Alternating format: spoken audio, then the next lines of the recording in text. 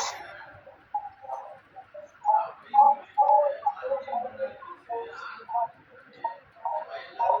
Rohani speaker बंद कर लें अपना।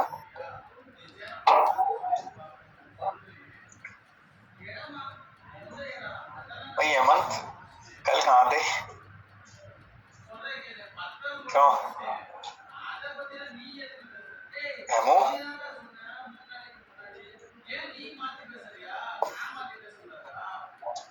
अरे भाई लाइब्रेरी में क्लास तो ले लिया करो, मैसेज कर दिया करो, कोई बात हुआ करो। अच्छा कुछ क्लास में कोई दिक्कत नहीं है। कौन से बैच में आ रहे हो अभी वहां?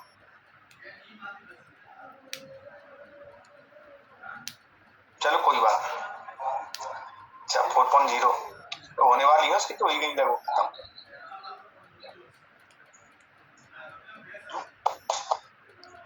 तो सारा सब हो गया सिलेबस, फिर कुछ याद करने की प्रक्रिया कैसी चल रही है?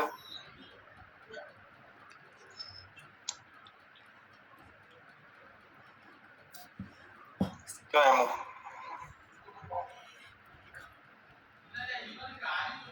चलो रिवीजन चल रहा है, ठीक है। फिर कल मांडू नहीं जा रहे?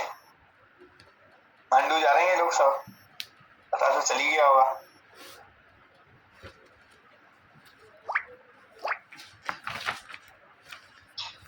घूम आओ, उम्र है तुम्हारी।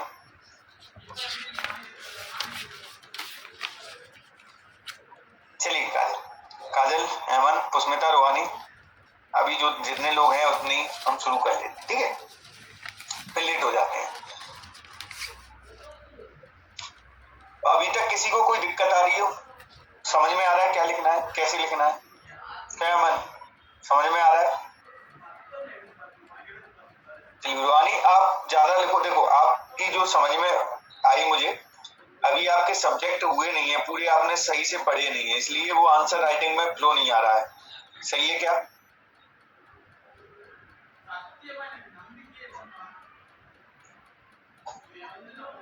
अच्छा तो बस थोड़ा थोड़ा जितना भी हम पढ़ पा रहे हैं उतना पढ़ लो, जैसा लिख पा रहे हैं लिख लो, ठीक है? क्योंकि अच्छा कंटेंट तभी हम लिख पाते हैं जब हमें सारी चीजें पता, ठीक है? और कुछ सिंपल होते हैं वो बन नहीं जाते हैं, धीरे धीरे सब हो जाएगा। पुष्मिता आपने कहाँ कोचिंग ले रखी है? सर मैंने कोचिंग नहीं ली सर, सेल्फ मत करो, मैं सलाह नहीं देता सेल्फ। एक बार तो कोचिंग लो, ऑनलाइन लो, कहीं से भी लो, ऑफलाइन लो। इससे क्या होता है, हम क्या बहुत सारी चीजें होती हैं जो खुद से समझने की कोशिश करती हैं। हालांकि आपका डायमेंशन अच्छा है समझने का, सारी चीजें अंडरस्टैंडिंग है, लेकिन और अच्छा हो जाएगा, ठीक है? जी सर। हाँ, और हमें क्या बेहतर होना है इसी, ठीक है? चलो सर एक्चुअली मैंने ना सिविल सर्विसेज की तैयारी करी थी यूपीएससी की, तो इसलिए ना मुझे एमपीपीसीएस में कोई प्रॉब्लम दिखती नहीं इतना। हाँ लेकिन सब्जेक्ट बहुत अलग है, पढ़ने का जो तरीका है वो अलग है, समझने का जो तरीका है वो, कुछ सब्जेक्टों को छोड़ दो तो अलग ही है।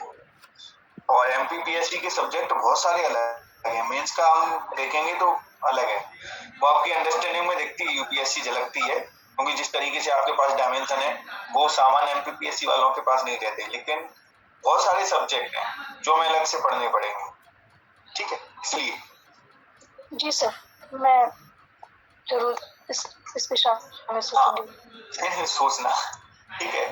आपका भला होगा। आपको जैसे आंसर राइटिंग जरूरी है ना, वैसे वो भी बहुत जरूरी हो जाती है। चलिए अब देख लेते हैं क्वेश्चन। स्वतंत्रता के पश्चात मध्य भारत का राज्य प्रमुख कौन था? तो मध्य भारत क्या था? एक रियासत थी, रियासतों का एक समूह था, ठीक है? मध्य भारत में क्या थी? ग्वालियर है, इंदौर है, इनको और छोटी छोटी और भी रियासतें थी, उनको मिला के क्या कर दिया? मध्य भारत एक समूह बना दिया। अब इस मध्य भारत में एक मुख्यमंत्री होता था, एक गवर्नर होता, राज्य प्रमुख होता था, ठीक है? उस राज्य प्रमुख का काम किस तरीके से था? जैसे कि गवर्नर का होता है।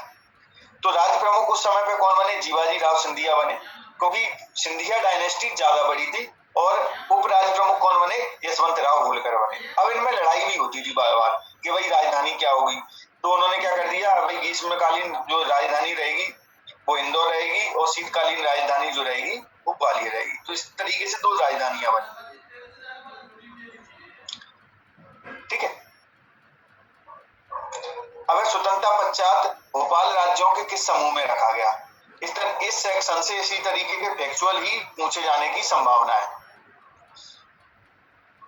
इस सेक्शन से जो क्वेश्चन आएंगे उससे इसी तरीके के फैक्चुअल पूछे जाने की ज्यादा संभावना है, ठीक है। अगर आपने पुराने पेपर देखे हो तो इस तरीके से पूछे गए हैं, इसलिए हम फैक्चुअल भी देख रहे हैं। स्वतंत्रता पश्चात भोपाल को किस समूह में रखा गया? तो पार्ट ग में रखा गया था। सीपीएन बरार को किस में रखा गया था? पार्ट ए में रखा गया था। इसके बाद अगर हम देखें विंध्य प्रदेश और मध्य भारत को किस में रखा गया था? इसको रखा गया था पार्ट बी में। तो तीन में डिवाइड कर दिया था, तीनों याद है। पार्ट ए में कौन था? सीपीएन बरार। जा रहे 1 मिनट होल्ड करना, मैं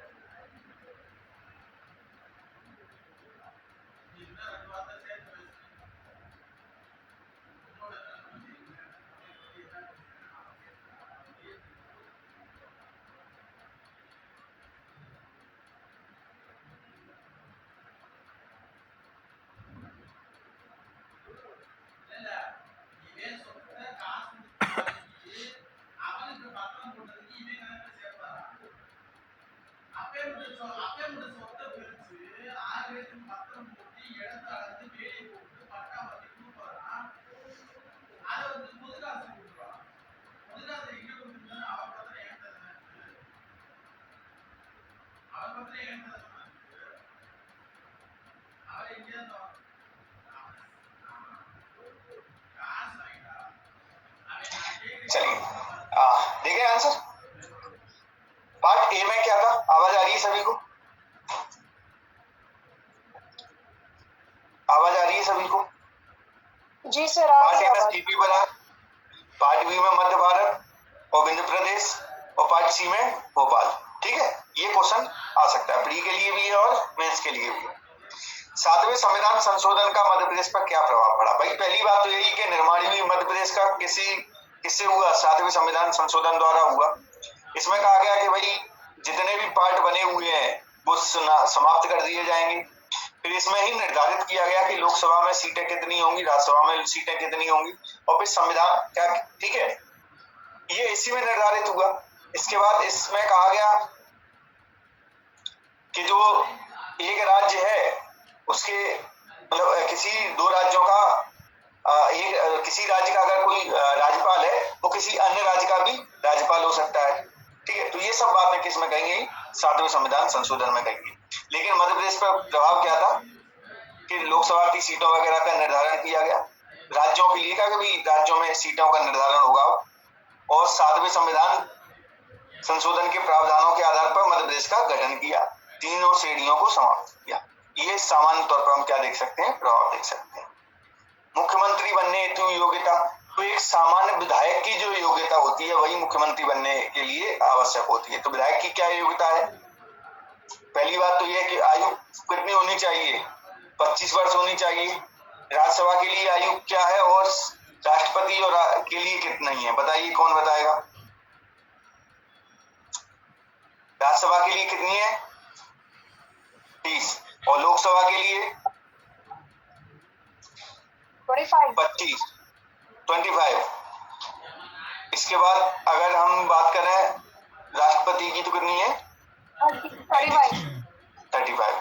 अब जो सदस्यता किसी भी सदन की, अब बात आ जाती है भाई ऐसा तो नहीं है सदस्य किसी भी सदन का ना हो तो मुख्यमंत्री बन सकता है। मध्य प्रदेश की अगर बात करें तो मध्य प्रदेश की बात कही नहीं गई है। अगर इसमें होता मध्य प्रदेश में मुख्यमंत्री बनने की क्या योग्यता है तो हम क्या कहते हैं? विधानसभा का सदस्य हो। कोई व्यक्ति 6 महीने के लिए मुख्यमंत्री बन सकता है बिना सदस्यता के, लेकिन अंत में उसको सदस्यता तो लेनी पड़ेगी। तो सदस्यता का तो हम रखेंगे ना। भारतीय नागरिकता होनी चाहिए और बहुमत प्राप्त दल का नेता होनी चाहिए। योग्यता, ये उसकी योग्यता ही है।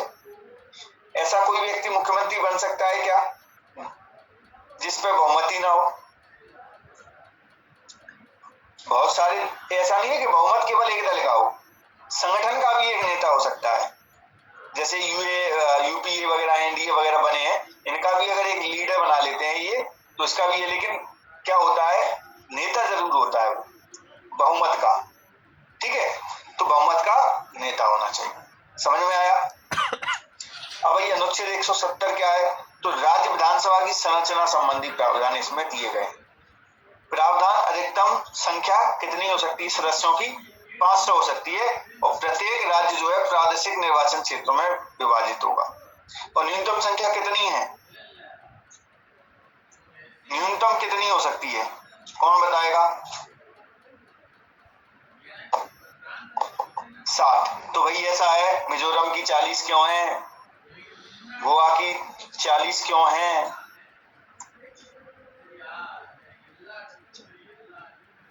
क्या ऐसे रीजन है?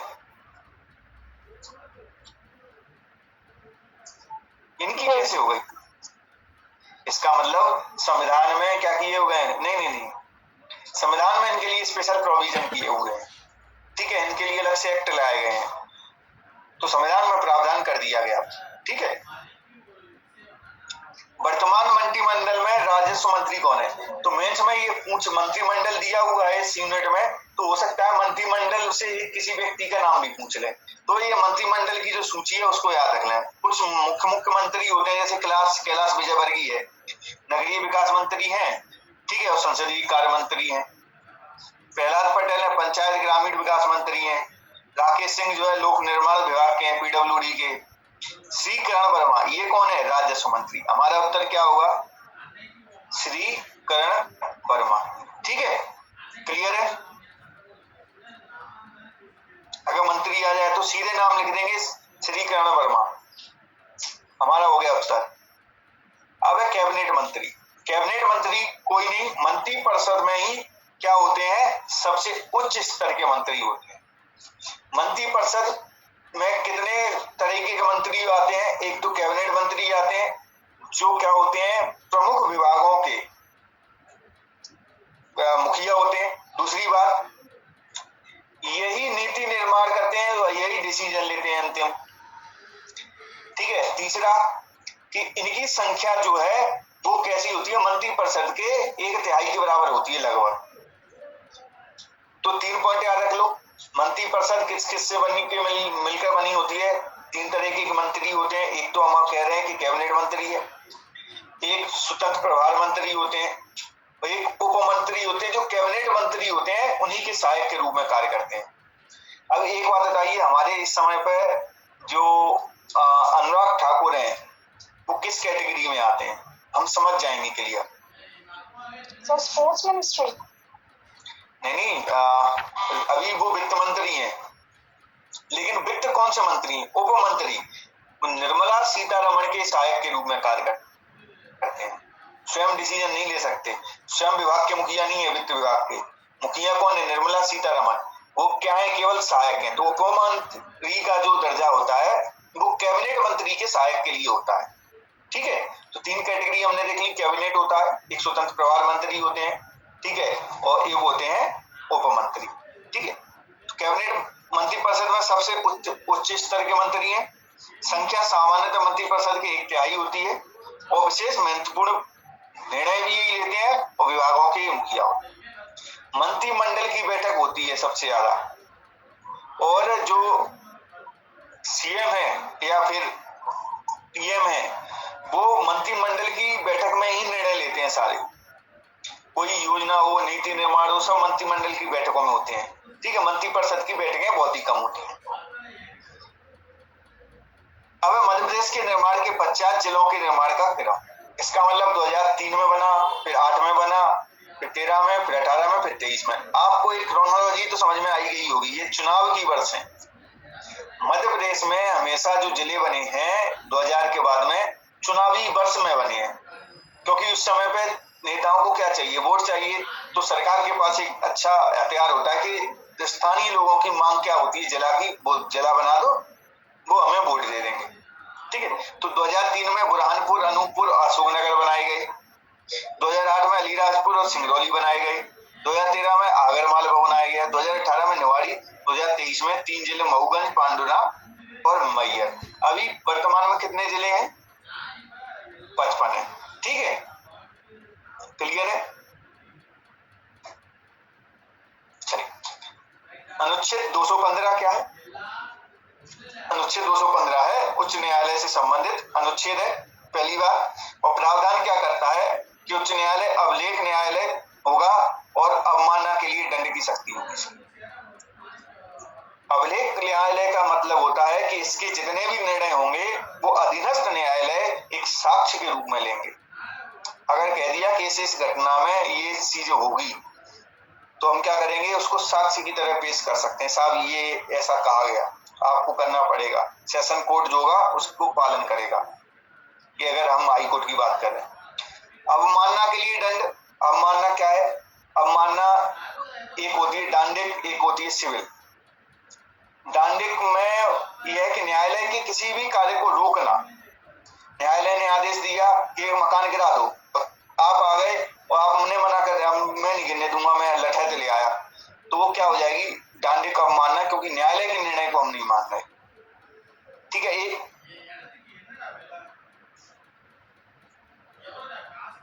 अच्छा, अभिलेख को उदाहरण समझे हेमंत, क्या अभिलेख को उदाहरण से समझाएं? अच्छा, उदाहरण से समझ लेते हैं। चलो, मान लीजिए उच्च न्यायालय ने निर्णय दिया कि अगर किसी के डंडा यहाँ लगाया जाए, मतलब मारा जाए, और वो इंटेंशनली नहीं है, मैंने मान लीजिए डंडा दिया, मैं गरबा खेल रहा हूँ, ठीक है। हत्या के लिए जो प्रावधान है वो यही है कि भाई किसी को चोट पहुंचाई जाए, इंटेंशनली मारा जाए या फिर कैसे भी मारा जाए, उसमें कुछ प्रोविजन होते हैं, वो मान ली। लेकिन मैं गरबा खेल रहा हूँ, ये इंसिडेंट हुआ और मेरे से गलती से यहाँ डंडा लग गया और कोई व्यक्ति मर गया। अब उस स्थिति में हाई कोर्ट में वहां गई, पहले तो सेशन कोर्ट में निपटारा हुआ, सेशन कोर्ट से कहाँ गया वो? हाई कोर्ट में गया। हाई कोर्ट में कैसे जाता है? सीधे कोई केस नहीं जाता, अपील के थ्रू जाता है। मान लीजिए मुझे सजा हो गई 10 साल, मैंने लगाई दी अपील।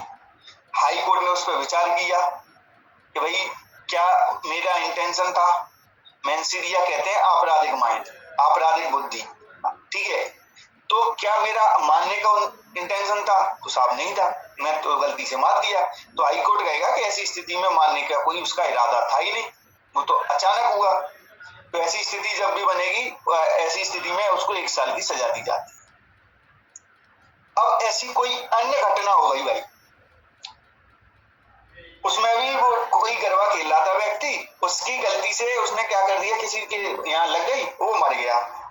सेशन कोर्ट में चल रहा है मामला, तो सेशन कोर्ट के सामने जब ये मामला जाएगा तो जो वकील होगा वो क्या करेगा, जो निर्णय दिया ना कि ऐसी इंटेंशन नहीं था तो 1 साल तक की सजा होगी, तो मैं क्या कर दूंगा, जो वकील होगा वो साहब ऐसी इंटेंशनल पे जो है हाई कोर्ट ने केवल 1 साल की सजा दी है, तो सेशन कोर्ट उस पे 1 साल से अधिक की सजा देगा या नहीं देगा?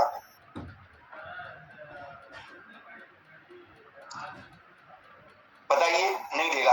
क्योंकि पहले जो घटना हो गई थी उस पर हाई कोर्ट ने अपना निर्णय दे दिया कि भाई इन कंडीशंस में अगर कोई घटना होती है तो उस पर ये है निर्णय।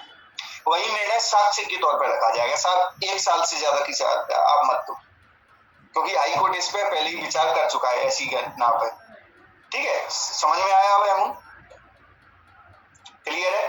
अवमानना समझ ली, 2 तरीके की होती है। दांडिक मतलब कार्यों में अवरोध डालना, और दूसरी सिविल मतलब कोई आपकी इसकी बुराई कर देना, निर्णयों की बुराई कर देना, टिप्पणी कर देना न्यायालय पर, अवैध टिप्पणी कर देना, ये हो जाती है सिविल।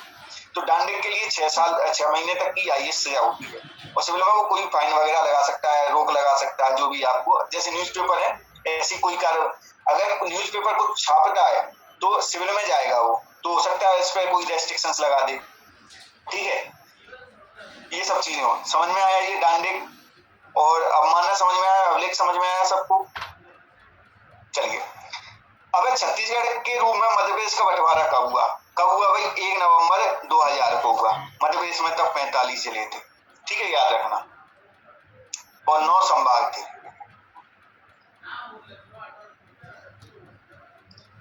अब हमारा फजल अली आयोग और सिफारिशें उसकी। तो फजल अली आयोग जो है राज्यों के पुनर्गठन के आधारों की जांच करने के लिए बना था, कि भाई पुनर्गठन का जो आधार भाषाई हो या प्रशासनिक हो, मुख्य क्या था इसका कार्य? आधारों की जांच करना। क्योंकि 1953 में श्री रामल्लू की मृत्यु के बाद आंध्र प्रदेश बंद तो गया था, मद्रास से हट गए। अब ये जरूरत महसूस हो गई थी कि अब हमें राज्यों का पुनर्गठन तो करना पड़ेगा, नहीं तो क्या है, अब लोग उग्र हो रहे हैं। और तेलंगाना की मांग आंध्र प्रदेश की मांग से पहले की थी। आपको बड़ी रोचकता बताऊं, तेलंगाना की मांग जो है आंध्र प्रदेश की मांग से पहले थी, और आंध्र प्रदेश में तेलंगाना आया और 2014 में तेलंगाना बना। सोचो कितना लंबा दौर रहता तेलंगाना को बनने का। अब राज्यों के पुनर्गठन के आयोग की जांच करने के लिए 1953 में फजल अली की अध्यक्षता में गठित आयोग, हमने पूरी की पूरी बता दिया। एक तो आधार बता दिए, तभी तो कहता हूँ भूमिका ही ऐसी होनी चाहिए होलिस्टिक, सारी चीजें दे दे।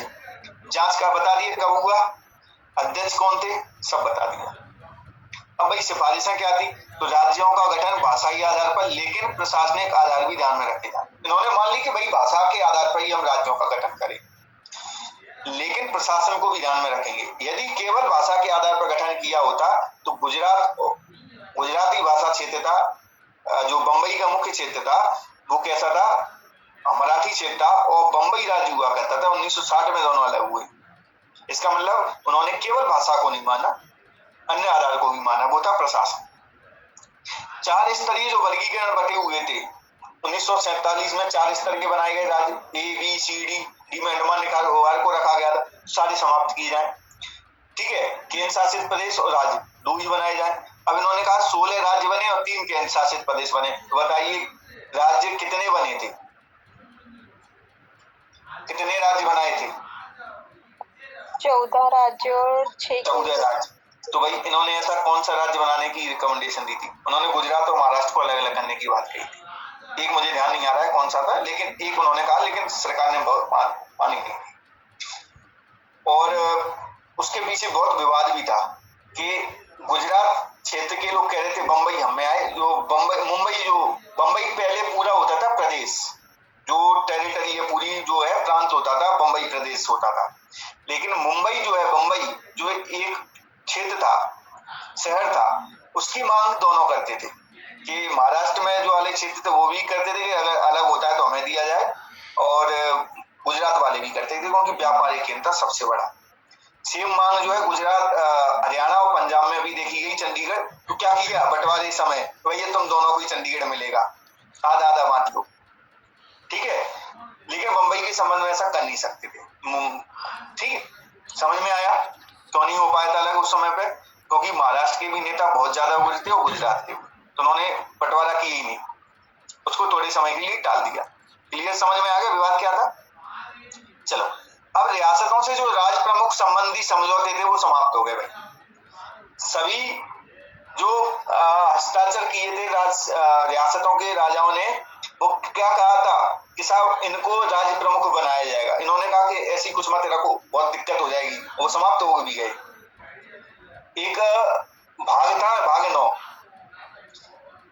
संविधान में भाग 9 पंचायतों से रिलेटेड नहीं था, भाग 9 था राज प्रमुखों को स्पेशल प्रावधान दिए गए थे, जो राजाओं के जो राज्य थे ना उनके संबंध में कुछ प्रावधान थे भाग 9 में। तो जैसे ही हमारा 7वां संविधान संशोधन आता है उसमें भाग 9 को रिपील कर दिया जाता है, इसका मतलब हटा दिया जाता है। इसकी रिपीट जो है रिकमेंडेशन कौन दे रहा है? फजल अली आयोग दे रहा है। ठीक है, समझ में आया ये? इन्हीं सिफारिशों के आधार पर राज्य पुनर्गठन अधिनियम 1956 आया और 7वां संविधान संशोधन किया गया। समझ में आया भाई क्या थी क्या नहीं थी? फजल अली आयोग आपको क्लियर हो गया? आगे बढ़े, अगर हो गया हो तो थम्स अप करें सभी। चलिए बहुत बढ़िया। अब हम राज्यपाल और राज्यों के मध्य संघर्ष के कारण एवं सुधार हेतु सुझाव, तो संघर्ष के कारण भी देखेंगे। अब भाई संघर्ष का कारण क्या है? मैंने भूमिका में वही कारण बताने की कोशिश की है। अब जो है राज्यपाल अगर मुखिया ना होता राज्य का, आप इमेजिन कीजिए कोई विवाद होता? अगर राज्यपाल राज्य का मुखिया ना होता तो कोई विवाद होता क्या? क्यों? उसके मुखिया होने से ही वो विवाद जुड़ा हुआ है। अनुच्छेद 153 क्या कहता है? ये राज्य का मुखिया होगा, राज्य की कार्यपालिका का। तो राज्य की कार्यपालिका का मुखिया है, इसका मतलब भाई टकराव तो होगा। तो विवाद क्या है भाई? संघर्ष का कारण क्या है? एक तो केंद्र का एजेंट बन के रह गए हैं, केंद्र जैसा आदेश दे देगा वो कर देगा। राष्ट्रपति हेतु विधेयक जो है सिफारिश के लिए भेज देते हैं, और राष्ट्रपति हेतु सिफारिश के लिए भेज गए, इसका मतलब है लंबे समय तक टाल दिए गए। मंत्रिमंडल के आदेशों का पालन होने से रोकते हैं। पश्चिम बंगाल में ये बहुत ही बात देखा जा रहा है, ममता बनर्जी मरी डली, मतलब सोच के अब क्या करूं। तमिलनाडु है, केरल है, दिल्ली तो रोता ही रहता है, हम सबको पता है। राष्ट्रपति शासन की अनुशंसा, राष्ट्रपति शासन की अनुशंसा केवल और केवल राज्य में संवैधानिक संकट से नहीं पैदा होती। 356 क्या कहता है? राज्य में संवैधानिक जो संकट है वो पैदा हो जाए, इसका मतलब कोई एक तरफा या फिर तो सरकार जो राज्य सरकार है संविधान से इतर होकर कार्य करे, संविधान के विरोध में जाकर कार्य करे। संवैधानिक संकट ये भी हो जाता है कि कोई ऐसी घटना बने गई है राज्य सरकार जिसे संभाल नहीं पा रही, ठीक है। या फिर ऐसा भी हो जाता है कि जो सरकार है, सरकार बनाने में क्या है दल जो है विफल हो रहे हैं बार बार, तो कुछ समय के लिए राष्ट्रपति शासन लगा दो और फिर से चुनाव करवा दो ताकि शासन चलता रहे। सामान्य जब चुनाव होते हैं तो मुख्यमंत्री अपना इस्तीफा कब देता है? हमने कहा होगा कि मंत्रिमंडल चुनाव के बाद इस्तीफा देती है। मंत्रिमंडल हमेशा उसी समय पे जैसे चुनाव के आदेश आते हैं हमेशा राज्यपाल के पास एक सहयोग के रूप में कोई ना कोई होना ही चाहिए, ठीक है। तो अब क्या हमने आदत देख ली संविधान विफल होने की, लेकिन संविधान राष्ट्रपति शासन लगाने का एक और आधार होता है, कौन बताएगा?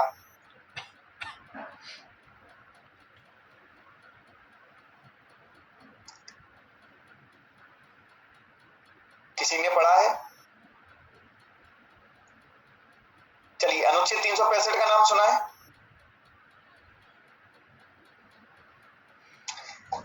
अनुच्छेद 365 में कहा गया है यदि राज्य केंद्र के आदेशों को मानने से मना करते तो वो भी एक आधार हो जाता है।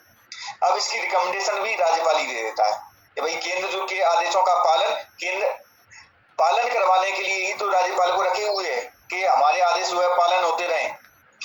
तो राज्य सरकार अगर पालन नहीं करेगी, मंत्रिमंडल पालन नहीं करेगा, आदेश ऐसे नहीं निकालेगा, अधिकारी काम नहीं करेंगे, तो राज्यपाल क्या कहेगा भाई तुम्हारी काम जो है आदेशों का पालन हो नहीं रहा है, आप जो अपने हिसाब से देख लो। तो क्या कर देंगे? राष्ट्रपति शासन लगा सकती है केंद्र सरकार, ठीक है। अब केंद्र सरकार किस लिए कह रहा हूं क्योंकि लगातार तो राष्ट्रपति है, रिकमेंडेशन हमेशा मंत्रिमंडल देता है, तो केंद्र सरकार की हम बात कर रहे हैं, ठीक है। ये मामला समझ में आया? अगर पूर्ण बहुमत ना होने पर अपनी पसंद के व्यक्ति को मुख्यमंत्री नियुक्त कर देना। महाराष्ट्र में देवेंद्र फडणवीस के पास कोई आधार ही नहीं था मुख्यमंत्री बनने का। भगत कोश्यारी ने रात में 4 बजे उठ के, क्योंकि पिताजी का फोन आ गया था ऊपर से, पिताजी मतलब जो हमें निर्माण करता होता है वही पिताजी हैं। अब उनका निर्माण किसने किया सबको पता है। तो उनका फोन आया, उन्होंने कहा 4 बजे शपथ दिलवानी है। तो अजीत पवार के साथ नोट में किसी के बाद में मुख्यमंत्री जो विधायक थे वो कह रहे हैं हमारे तो हस्ताक्षर ही नहीं थे, तो ऐसी स्थिति बन गई। अब वो आगे साइन कर गए, क्या ये सही था? यह भी एक विवाद का कारण है। ठीक है, महाराष्ट्र, गोवा, मणिपुर, इन सब में ये सब चीज हो चुकी है। अब जब सुझाव देंगे तो सुझाव में एक बात ध्यान रखो, अपने व्यक्ति जहां अगर किसी ने सिफारिश ऐसी की हुई है सुधार वगैरह के लिए, ऐसे पश्चिमी घाट, अगर भूगोल पश्चिमी घाट के सुधार के लिए अगर सुझाव आए तो गार्गिल कमेटी और कस्तूरी रंजन कमेटी को मत भूल जाना, अपने मत दे देना, क्योंकि स्पेसिफिक उस पर समिति बनी, उसमें सुधार के लिए कार्य करने के लिए बात कही, तो जहाँ पे स्पेसिफिक किसी ने पहले ही कह दिया है तो सुझाव भी उसी के होंगे। हम तो ये कहेंगे बस इन्हीं को लागू करवा दो, हम व्यक्तिगत कौन होते हैं देने वाले जब पहले से कोई दे चुका है। ठीक है, तो हम क्या कह रहे हैं भाई, सरकारी और पुंछी आयोग की सिफारिशों को लागू करवा दो, आप सारे विवाद खत्म हो जाएंगे। तो उनने क्या सिफारिश की भाई, इनकी नियुक्ति जो होगी राज्यपाल की, मुख्यमंत्री की भूमिका होगी, एक कमेटी ही बनेगी, उसमें मुख्यमंत्री भी होगा, प्रधानमंत्री भी होगा, वो नियुक्त करें, मतलब जैसी चयन समिति होती है वैसी कुछ समिति बने। राष्ट्रपति शासन की सिफारिश केवल और केवल संकट काल में ही करेगा राज्यपाल। हालांकि खैर एसआर बोम्बई केस हुआ था 1994 का, उसके बाद में अब राष्ट्रपति शासन कम लगते हैं और ये देखा गया है कि थोड़े से संभल के लगाते हैं लोग, क्योंकि एक बार 2013 की बात है शायद, उत्तराखंड में जो है राष्ट्रपति शासन लगा दिया था, हरीश रावत की सरकार थी, वो सुप्रीम कोर्ट गए, सुप्रीम कोर्ट नहीं हाई कोर्ट ही गया, हाई कोर्ट ने उनके राष्ट्रपति शासन को क्या कर दिया, निरस्त कर दिया। ये गलत है, क्योंकि हाई कोर्ट को भी ये पावर होती है पुनरावलोकन की। ठीक है, और एसआर बॉम्बई केस के निर्देशों का पालन करना है। एसआर बॉम्बई केस में राज्यपाल के संबंध में अभी सुप्रीम कोर्ट एलजी का विवाद हुआ था, तब राज्यपाल के लिए निर्देश जारी किए थे क्या सुप्रीम कोर्ट ने? दिल्ली एलजी का विवाद हुआ था तब निर्देश जारी किए थे, किसी ने सुना है क्या? यस और नो, हाँ या ना, कुछ तो बोलिए। अरे नहीं बोला, नहीं है, चलिए। तो ऐसा तब भी कहा था, रिकमेंडेशन इन्होंने कहा सुप्रीम कोर्ट ने कि भैया आपका कार्य जो है प्रमुख के रूप में फीता खाती चलती बनी। ऐसा बॉम्बई केस में भी ऐसा ही कुछ कहा गया कि आप मुख्यमंत्री जो चयन नियुक्त व्यक्ति नहीं है, वो चयनित व्यक्ति है, जनता ने इसको चुन के भेजा है, और आप एक नियुक्त व्यक्ति हो, आपको राष्ट्रपति ने नियुक्त किया है, तो जनता की जवाबदेही के प्रति कौन जिम्मेदार है और जनता की आकांक्षाओं की पूर्ति कौन कर रहा है, मुख्यमंत्री या राज्यपाल? जो जनता के लिए सही है वो जनता को करने दीजिए काम, राज्यपाल क्यों अड़ा डाल रहे हैं?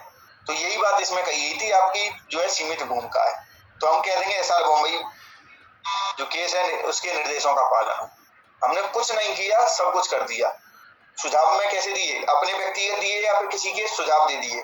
अगर ये 10 मार्क में होता तो हम ही को थोड़ा और डिटेल कर देते और कुछ अन्य में अपने सुझाव भी डाल देते। ठीक है, क्या होती फॉर्मेशन? सबको क्लियर है? सभी थम्स अप कीजिए। चलिए, मध्य प्रदेश उच्च न्यायालय के अपीलीय क्षेत्राधिकार को बताइए। तो उच्च न्यायालय जो है दीवानी फौजीदारी मुकदमों में अधीनस्थ न्यायालयों के निर्णयों के विरुद्ध अपील सुनने का अधिकार होता है। दीवानी मामले में क्या है, 5,000 से ऊपर का कोई मामला हुआ तो उसकी अपील सुन सकता है। फौजीदारी मामले में क्या है, अपराधी को मृत्युदंड की सजा दी गई हो या जिसमें कैद की सजा कितनी हो, 7 वर्ष हो। इसके बाद संवैधानिक कौन है कि भाई जिस मामले में संविधान की व्याख्या का कोई प्रश्न हो। ठीक है, विपक्ष जो है लोकतंत्र की नींव है कैसे? मुख्य सवाल, भारत में औपचारिक विपक्ष की भूमिका 1967 में शुरू होती है और पहली बार जो है बनाए कौन जाते हैं, राम सुभग सिंह 1969 में। ठीक है, यह लोकतंत्र के प्रमुख आधार है। विपक्ष क्या है, लोकतंत्र का प्रमुख आधार है। यदि विपक्ष की कोई परिभाषा दें तो विपक्ष की परिभाषा कौन देगा बताइए?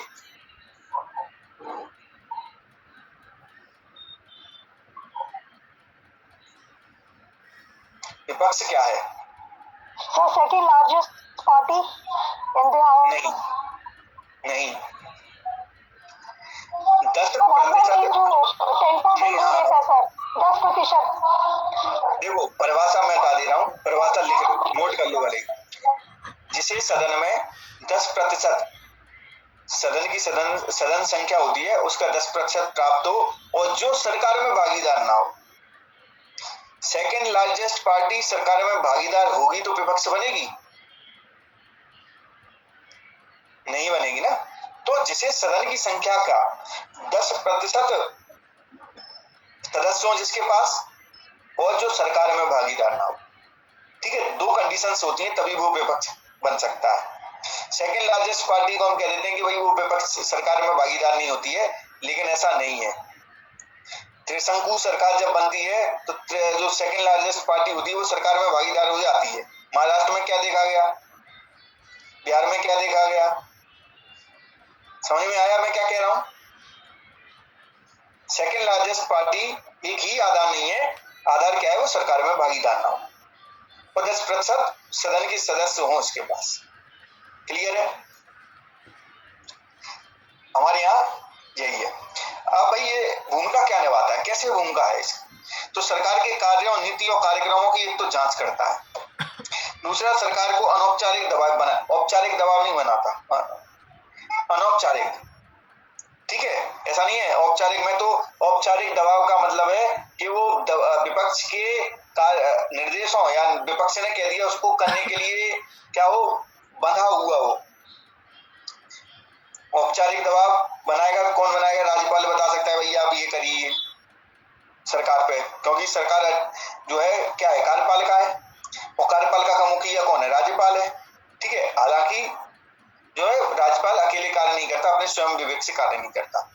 सुप्रीम कोर्ट औपचारिक रूप से दबाव बना देती भैया आप इन निर्देशों का पालन कीजिए। मतलब औपचारिक दबाव का मतलब है कि आप वो कार्य करने के लिए बाध्य हो जाओ। अनौपचारिक दबाव का मतलब है कि बाध्य तो नहीं हो, लेकिन हम आप पे इतना दबाव डाल देंगे कि आप मान नहीं पड़ जाए। तो विपक्ष उसी भूमिका में होता है। समझ में आ गया अनौपचारिक क्यों लिखा है हमने?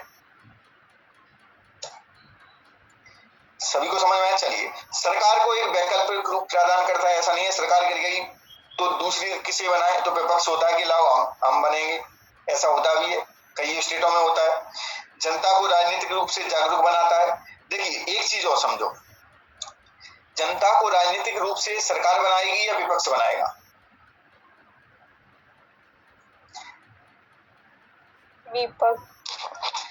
सरकार क्यों चाहेगी? अगर राजनीतिक रूप से अगर उन्होंने बना दिया जागरूक तो सरकार को ही गिरा देंगे, सरकार से सवाल पूछेंगे कि तुमने ऐसा क्यों किया, तुमने ऐसा क्यों नहीं किया। तो सरकार कभी भी नहीं चाहती कि लोग राजनीतिक रूप से जागरूक हों। विपक्ष चाहता है कि भाई क्वेश्चन तभी उठाओगे तभी जब तक तुम नहीं उठाओगे तब तक हम सत्ता में नहीं आएंगे। तो राजनीतिक रूप से जागरूकता केवल और केवल विपक्ष फैलाता है, ठीक है। अब देखो, अतः संसदीय लोकतंत्र का आधार विपक्ष ही होता है। हमने एक शब्द फिर यूज किया, इन शब्दों को आप गौर से कीजिए, इसमें बहुत सारे ऐसे शब्द हैं, कोई भी शब्द ऐसे ही यूज नहीं हुआ है मॉडल में, उस शब्द का एक परफेक्ट मीनिंग है तभी यूज हुआ है। संसदीय लोकतंत्र में विपक्ष की भूमिका होती है। क्या आपने इसमें देखा है अमेरिका में विपक्ष कुछ कह रहा है और सरकार ने मान ली हो बात, जो बाइडेन मानना है विपक्ष की बातें, सुना है क्या, देखा है क्या? No sir. क्यों? क्योंकि वहां पर प्रेसिडेंशियल फॉर्मूला, सरकार का रूप कैसा है, प्रेसिडेंशियल है। संसदीय लोकतंत्र में विपक्ष की भूमिका होती है, इसलिए हमने क्या कहा, संसदीय लोकतंत्र का आधार विपक्ष ही होता है। क्लियर है? चलो बहुत बढ़िया। अब हम देखो, अगर हेडिंग में भी लिखना चाहते तो इसको हेडिंग में भी लिख देते।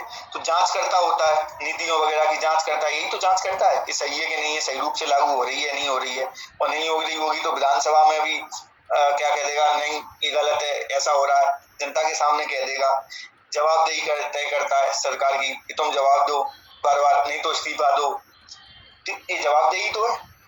नीति विकल्प देता है, विपक्ष जब भी कोई नीति लाता है या कानून लाता है तो कहता नहीं इसमें एक खामी है, इसमें एक खामी है, तो नीति का विकल्प देता है। विविध विचारों का प्रतिनिधित्व करता है, सरकार हमेशा एक विचार का पालन करती है, लेकिन विपक्ष जो है बहुत सारे लोगों का समूह होता है, बहुत सारे दलों का भी समूह हो जाता है, विपक्ष में अन्य दल भी जुड़ जाते हैं, भाई हम भी विपक्ष की भूमिका में। तो वैचारिक जो होती है डाइवर्सिटी जो है विपक्ष हमेशा देता है, क्योंकि सरकार बीजेपी बताइए, बीजेपी जो है राष्ट्र की उससे काम करेगी, उसका तो प्रॉपर एक प्रोपेगेंडा है, हमारा एक भी प्रोपेगेंडा है। विविधता किस में रहेगी हमेशा, वैचारिक, विपक्ष में या सरकार में?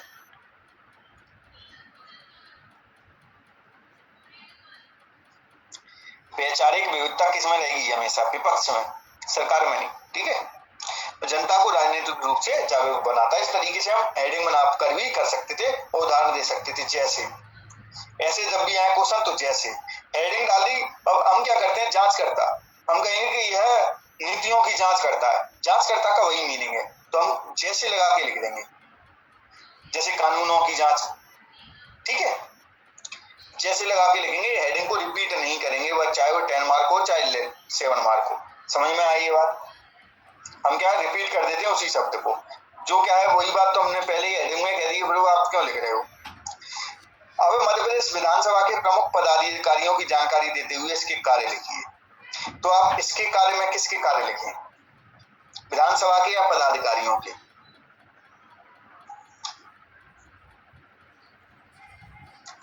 इस शब्द का क्या मतलब? विधानसभा के। बिल्कुल। जब यहाँ पे इनके कार्य लिखिए तब क्या लिखते? सर ये जो पदाधिकारी है उनके काम लिखते हैं। बिल्कुल, बहुत बढ़िया।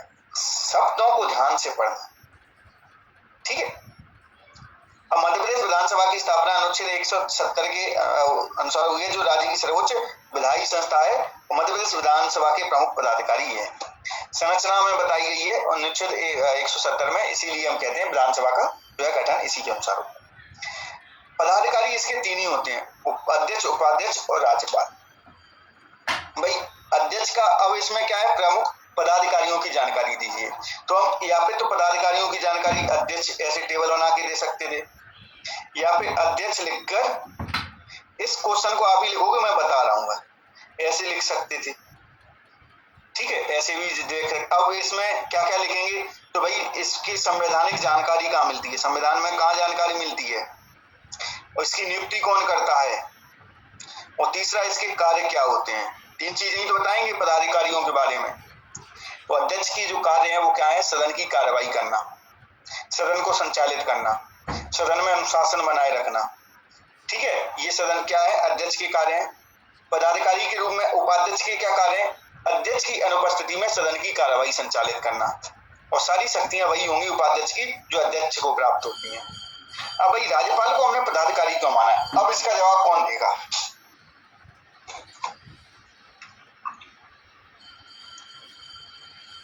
राज्य की कार्यपालिका का प्रमुख होता है। तो कार्यपालिका का प्रमुख होता है, लेकिन हम तो विधायी की बात कर रहे हैं, विधानसभा पूछा है ना। सर ये जितने भी कानून होते हैं सर, वो इसके सिग्नेचर के बिना सर एंड डिसीजन तो वही देते हैं ना।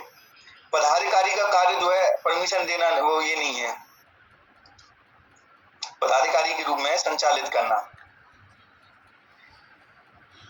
पदाधिकारी संचालित करते हैं या फिर बनाते हैं, बताइए? पदाधिकारी लॉ मेकर होते हैं क्या? संचालित करते हैं सर। संचालित करते हैं, तो ऐसा क्या कार्य है जो राज्यपाल संचालित कर रहा है? सत्राहुत और सत्रावशा। बस बिल्कुल बिल्कुल सही, सत्राहुत करना है, मतलब सत्र को संचालित कर रहा है। ठीक है, सत्र को क्या कर देना, खत्म कर देना, विघटन कर देना, ये सब चीजें किसके कार्य होते हैं, राज्यपाल के। यही उसके पदाधिकारी के रूप में कार्य है। समझ में आया? पदाधिकारी के रूप में कार्य कौन से होंगे,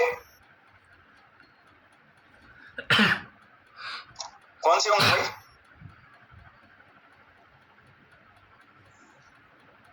जो संचालन से संबंधित हो। सबको क्लियर है? रुहानी, काजल, स्वाति, अजय, हेमंत, अजय, आपको समझ में आ रहा है सब? यस सर, आ रहा है सर। क्लियर है ना सारी कॉन्सेप्ट? हम कॉन्सेप्ट भी थोड़े थोड़े बताते चल रहे हैं ताकि वो आगे दिक्कत ना हो। क्वालिटी में क्या है, चीजें बच्चों को बताई नहीं जाती हैं और बच्चे फिर बाद में परेशान होते हैं, क्यों हुआ, कैसे हुआ। ठीक है, हाँ। अब है विधानसभा के कार्य। विधानसभा के कार्य क्या होते हैं, विधायी कार्य होते हैं। तो विधेयकों को लागू करना, ये लागू नहीं, विधायकों विधेयक बनाना, चाहे वो धन विधेयक हो चाहे वो साधारण विधेयक हो। वित्तीय क्या भाई वित्त पे सारी नियंत्रण किसकी होती है? विधानसभा की होती है, चाहे कोई सा भी कोष हो। संचित निधि पे तो पूरा पूरा विधानसभा पर ही नियंत्रण होता है विधानसभा का, ठीक है। आकस्मिक निधि जरूर राज्यपाल और राष्ट्रपति के नियंत्रण में होती है, लेकिन उस पर भी बाद में फिर हमें क्या करना पड़ता है, परमिशन लेनी होती है। नियंत्रण कैसे होती है भाई? विधायिका सरकार पर नियंत्रण रखती है। ऐसा नहीं है कि कार्यपालिका कुछ भी कार्य कर रही है, तो विधानसभा क्या है, नियंत्रण रखती है। विधानसभा अगर चाहे तो एक तरफा होकर सरकार को गिरा सकती है। निरीक्षण करती है कार्यों का। सरकार के कार्यों का निरीक्षण भी कौन करती है? विधानसभा ही करती है। राजनीतिक कार्य कैसे?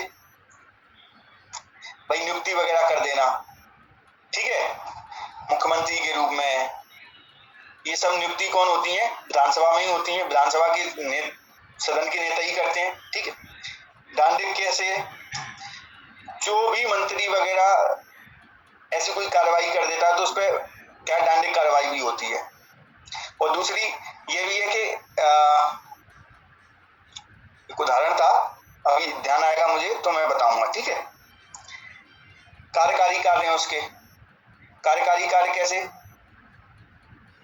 कोई बताएगा?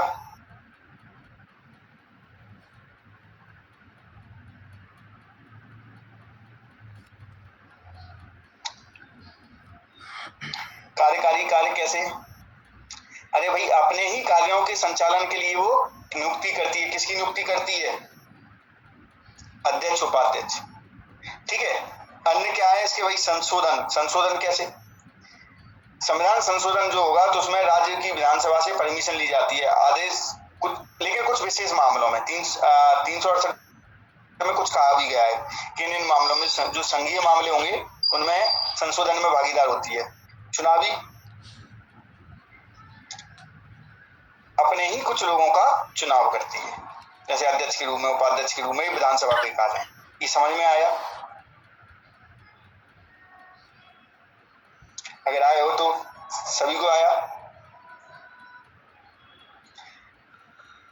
ऐसे नहीं तो ऐसे पढ़ाता नहीं है, कोई समस्या ही है। मेरा सबसे जो क्वालिटी पढ़ाते हैं सबसे क्वेश्चन यही है कि पढ़ाते कैसे हैं सब लोग, मतलब बच्चे समझ नहीं पाते हैं, डायमेंशन कवर नहीं होते हैं, कॉन्सेप्ट क्लियर नहीं होते हैं, कैसे है, प्रैक्टिकल वे में नहीं बताया जाता है। पॉलिटी प्रैक्टिकल वे का काम है, ठीक है। और जो कार्य है, कार्यों को हम लिखने से पहले एक लाइन भी लिख सकते हैं। मध्य प्रदेश विधानसभा मध्य प्रदेश के सभी लोगों के उद्देश्यों विचारों का प्रतिनिधित्व करता है, जिसकी पूर्ति वह अपने कार्यों के माध्यम से करता है, ठीक है। कार्यों से पहले हम ये लिख सकते हैं, या भूमिका से पहले ये लिख सकते हैं, ठीक है। अब राज्य की कार्यपालिका में मुख्यमंत्री रीढ़ की हड्डी है। रीढ़ की हड्डी है। अब रीढ़ की हड्डी को कैसे बताएंगे? तो उसके कार्यों से या उसकी भूमिका से तो हम बता पाएंगे। समझ में आया? ये क्लियर है ना? चलिए अब हम इसकी भूमिका क्या लिखेंगे। भूमिका भी कैसी होनी चाहिए? हॉलिस्टिक, डायमेंशनल, और पूरी क्या है, पहचान बता दे। तो अनुच्छेद 164 के अनुसार मुख्यमंत्री की नियुक्ति राज्यपाल करता है, जो राज्य की कार्यपालिका का अनौपचारिक प्रमुख। अनौपचारिक प्रमुख क्यों कहा? औपचारिक प्रमुख कौन होता है भाई? राज्यपाल। राज्यपाल। तो अनौपचारिक प्रमुख होता है तथा सामान्यतः सदन का नेता और बहुमत प्राप्त दल का नेता होता है। ये हमने मुख्यमंत्री की थोड़ी सी पहचान बता दी। किसी का कोई क्वेश्चन? और ये राज्यपाल का प्रमुख सहायक होता है और समस्त कार्यपालिकी कार्य करता है। जब कार्यपालिका का मुखिया राज्यपाल है तो सारे कार्य किसके द्वारा नियंत्रित होंगे? राज्यपाल के। इसीलिए हम क्या कह रहे हैं, यह मुख्य सहायक होता है और समस्त कार्यपालिका ही कार्य करता है। तो मुख्यमंत्री जो होता है वही सलाह देता है हर कार्य के लिए राज्यपाल को। राज्यपाल भी किसी कार्य की अगर पूछेगा तो सीधे राज्यपाल मुख्यमंत्री से पूछेगा, ना कि मंत्रिमंडल से, ठीक है। अब कार्यपालिका के प्रमुख के रूप में भूमिका, पहली बात तो यह है कि नीतियों का निर्माण और योजना के निर्माण कौन करता है? मुख्यमंत्री करता है। हालांकि जो है सारी चीजें मंत्रिमंडल साइन कर देगा तभी पास होती हैं, सारे मंत्रिमंडल के। लेकिन मुख्य भूमिका किसकी होती है? विचार किसके होते हैं? मुख्यमंत्री है, सीएम के, ठीक है। नीतियां और योजनाओं के क्रियान्वयन निरीक्षण भी यही करता है, क्रियान्वयन भी यही चेक करता है। कौन? सीएम। मंत्रिमंडल के गठन की कौन सिफारिश करता है? भाई मंत्रिमंडल क्यों करें? कार्यपालिका क्या है? कार्यपालिका ही का तो अंग है मंत्रिमंडल। तो मंत्रिमंडल के गठन में किसकी भूमिका होती है भाई? अनुच्छेद 163 क्या कहता है? अनुच्छेद 163 कहता है कि भाई राज्य की सहायता राज्यपाल की सहायता के लिए एक मंत्रिमंडल होगा, इसकी नियुक्ति किसके द्वारा होगी? मुख्यमंत्री के द्वारा सिफारिश पे होगी। ठीक है। मंत्रिमंडल के मध्य समन्वय का कार्य कौन करता है? मुख्यमंत्री करता है। प्रशासकीय नेतृत्व, सारे प्रशासन का जो मुखिया होता है वो कौन होता है? कौन किसके प्रति प्रशासन जवाबदेह रहता है? एक कलेक्टर किसी मंत्री के प्रति जवाबदेह है या फिर मुख्यमंत्री के प्रति? बताइए। मुख्यमंत्री तो प्रशासकीय नेतृत्व देता है। हम भी कुछ कार्य हो जाता है तो मंत्री से नहीं पूछते, हम सीएम से पूछते हैं। जैसे जिले में कोई अपराध होता है तो कोई कांस्टेबल और थाना प्रभारी से कोई सवाल पूछता है क्या? एसपी से पूछा जाता है। भाई जिले का जो एसपी है वो बैठा कहीं जिले में, भाई किसी गांव में कोई घटना हुई, एसपी का तबादला, इसका मतलब उस जिले का नेतृत्वकर्ता कौन है? एसपी है। ऐसे राज्य का नेतृत्वकर्ता कौन है? प्रशासन के रूप में सीएम है। कानून व्यवस्थापक, लॉ एंड ऑर्डर जो मेंटेन करना है वो किसका कार्य है? सीएम का। कोई भी घटना हो जाती है तो हम सीएम कहते नहीं, सीएम इस्तीफा दो, सीएम इस्तीफा दो। जब उसकी भूमिका ही नहीं होती तो हम सीएम से क्यों पूछते? समझ में आया क्यों पूछते हैं? अरे भाई योगी आदित्यनाथ के यहाँ कुछ हो जाता है तो अखिलेश आ जाते हैं, भाई इस्तीफा दो। क्यों? क्योंकि तुम ही मुखिया हो। विभागों के प्रमुख के रूप में जितने भी विभाग होते हैं मुखिया होता है। पदाधिकारियों की नियुक्ति के संबंध में जितने भी पदाधिकारी होते हैं उनकी नियुक्ति कौन करता है? सीएम करता है। या पदाधिकारियों की कई ऐसी नियुक्तियां होती है जैसे सूचना आयोग वगैरह, उसमें भी कौन होता है? मुख्यमंत्री होता है।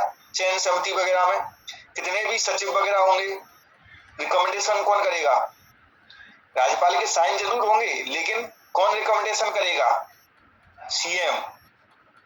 जो सचिव वगैरह बनते हैं उस पर साइन किसके होते हैं?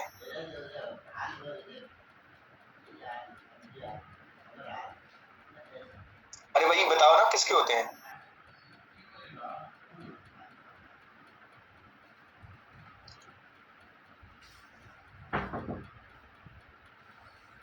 आवाज आ रही है मेरी? अरे भाई आवाज आ रही है? जी सर आवाज आ रही है। हाँ, साइन होते हैं सीएम के नहीं, राज्यपाल के।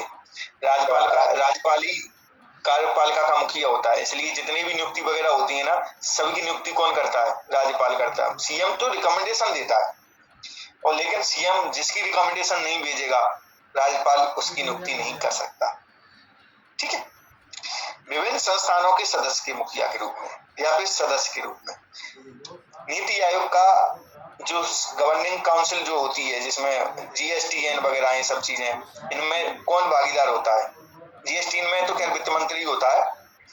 जीएसटी परिषद में नीति आयोग ऐसे राज्य कई होते हैं, उसमें योजना आयोग सर, राज्य योजना आयोग नहीं, अब तो नीति आयोग हो गया ना। जैसे राज्य योजना आयोग, हाँ बिल्कुल, राज्य योजना आयोग का मुखिया होता है। ठीक है। नीति आयोग राज्य योजना आयोग का मुखिया भी होता है। जैसे नीति आयोग का क्या होता है? ये सदस्य होता है। तो विभिन्न संस्थानों के सदस्य के रूप में या प्रमुख के रूप में क्या करता है? ये कार्य करता है। जैसे आपदा प्रबंधन का जो मुखिया होता है राज्य डिस्ट्रिक्ट में, अगर स्टेट में होता है तो मुखिया कौन होता है?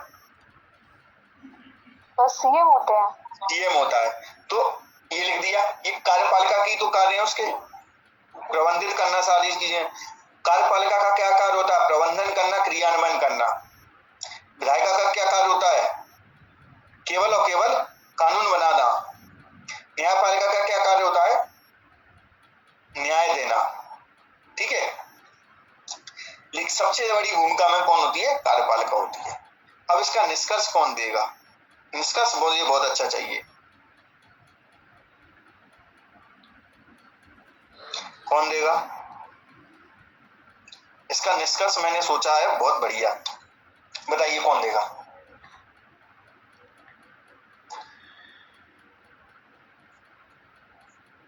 ये चीजें मैं इसीलिए लिख के नहीं लाया कि आप लोगों को भी सोचने का मौका मिले। बताइए।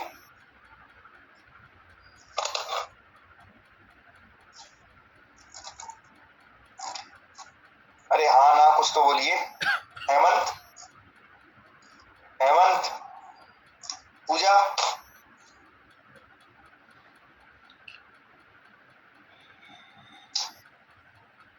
पूजा,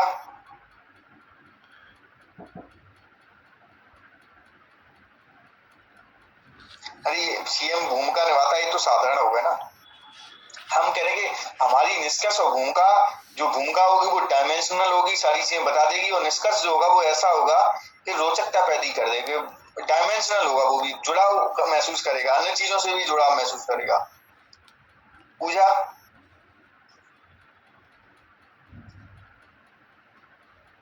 चलिए, जो मैंने निष्कर्ष बनाया वो बनाया कि राज्य के लिए यह मुख और मस्तिष्क दोनों का कार्य करता है। मुख्यमंत्री राज्य के लिए मुख और मस्तिष्क दोनों का कार्य करता है। मुख्यमंत्री, मुख की तो अवधारणा क्यों दे रहा हूं कि भाई क्या है ये, अगर किसी शरीर में मुख से खाना अगर नहीं जाए और मुख ऐसी पक्षपात करने लगे कि हाथ को दे दे, पैर को पहुंचा दे पोषक तक, तो ऐसा नहीं करता। मुख ऐसी चीज है जो खाना जो है सारे अंगों तक पहुंचा देता है। खैर पचता है वो सब चीजें, बात अलग है, लेकिन मुख से जा रहा है। तो राज्य के लोगों के लिए वही भूमिका निभाता है, सारे डायमेंशन कवर करता है। ये क्या कहा हेमंत, द्वारा मैसेज दिखाने, ठीक है। तो ये क्या करता है, राज्य के लिए वही भूमिका निभाता है। अब मस्तिष्क कैसे, मस्तिष्क का कार्य होता है संचालन करवाना। तो राज्य का संचालन कैसे होगा, यह भी कौन निर्धारित करता है, मुख्यमंत्री करता है। तो समझ में आ गया मस्तिष्क और मुख्य की हम क्यों दे रहे हैं, तुलना क्यों कर रहे हैं, और इससे हमने पूरा सार समझा दिया मुख्यमंत्री के संबंध में कि वही मुख्यमंत्री जो है मुख और मस्तिष्क की तरह राज्य में कार्य करता है। एक लाइन में हमने पूरा दे दिया। क्लियर है? कोई सवाल किसी का, कोई डाउट? समझ में आया? मुख्यमंत्री, राज्यपाल, प्रशासन, थोड़ा बहुत जो हम समझा सकते थे। हाँ ऐसे ही लिख सकते हैं।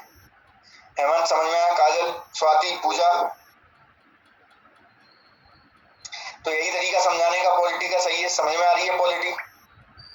चलिए, पूजा आपकी पहली क्लास है, आप रेगुलर आए, रेगुलर आंसर राइटिंग सीखें, ठीक है। जब तक आप रेगुलर नहीं रहेंगे तब तक कोई आपको रिजल्ट नहीं दिखेगा, समस्या ये है। और जब तक हम नहीं सीखेंगे तब तक हमारा एग्जाम नहीं निकलेगा। क्वालिटी समझ में आ रही है?